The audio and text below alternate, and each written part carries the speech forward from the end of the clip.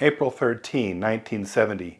Apollo 13 is over 200,000 miles from Earth when a sudden explosion rocks the spacecraft. The mission is in peril. 3 astronauts, 1 failing ship. They radio mission control with a message that would become famous. Houston, we've had a problem. That message wasn't dramatic, it was calm and clear. It was spoken by Jack Swigert and then repeated by Jim Lovell. The phrasing uses a past perfect tense, indicating the problem had already occurred when they reported it. The more commonly misquoted line, Houston, we have a problem, comes from popular culture and the 1995 film Apollo 13, where Tom Hanks, portraying Lovell, says it with the present tense. But historically and factually, the line is, Houston, we've had a problem.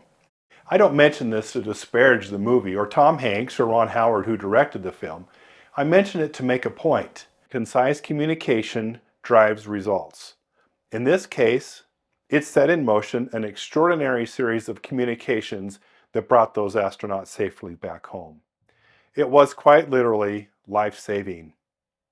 Now, chances are your office isn't floating in space, but in workplaces, miscommunication can crash projects, derail relationships, and literally cost millions of dollars.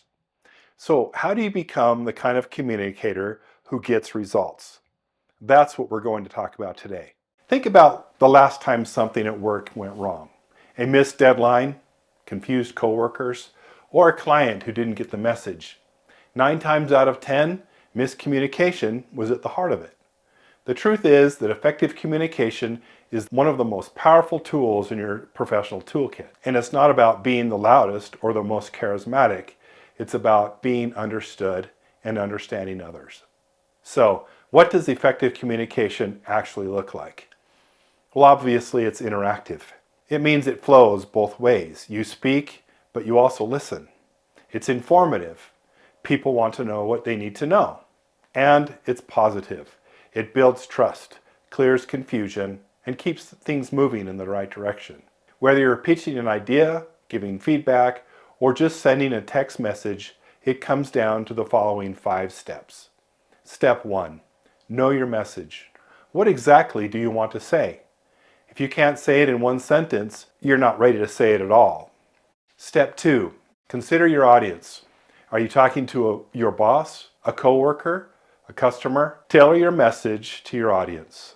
Step 3, the medium. How do you deliver the message? Face-to-face for complexity, email for documentation, and chat for speed. A memo isn't a novel, so keep it brief. Step 4, timing. Deliver your message when people are paying attention. Don't pitch a new idea or initiative when your team is rushing out for lunch. And step 5, seek feedback. Did your message land? Do you need to rephrase, clarify, or follow up? Before you even start writing or speaking, ask yourself 3 questions. This is the T.O.E. formula. Think, organize, expectations. Think about what you want to say. What's the one takeaway?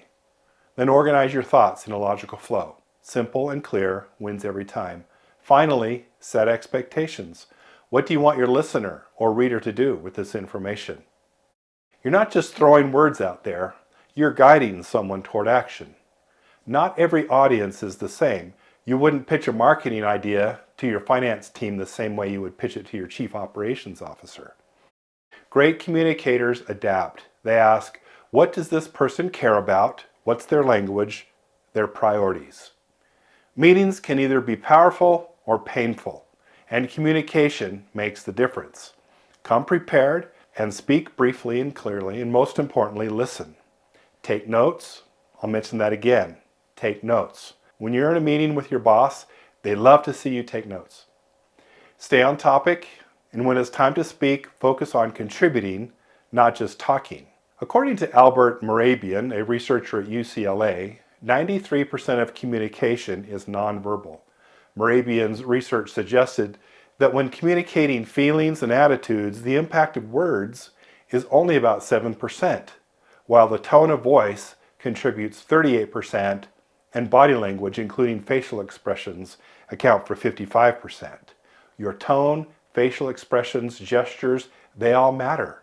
Because here's the thing, people don't just hear you, They read you. Your face, your hands, your posture, they all send signs. If you're talking about something that is exciting and you look bored, you've lost them.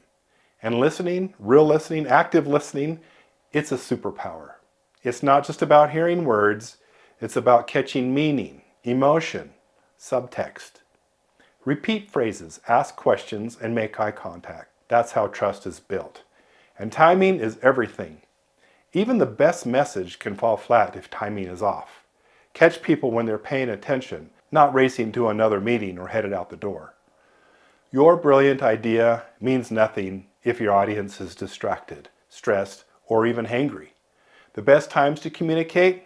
When people are calm and focused, when you're ready to answer questions, when you've rehearsed and refined your message. And in diverse workplaces, remember, English might not be everyone's first language, so simplify.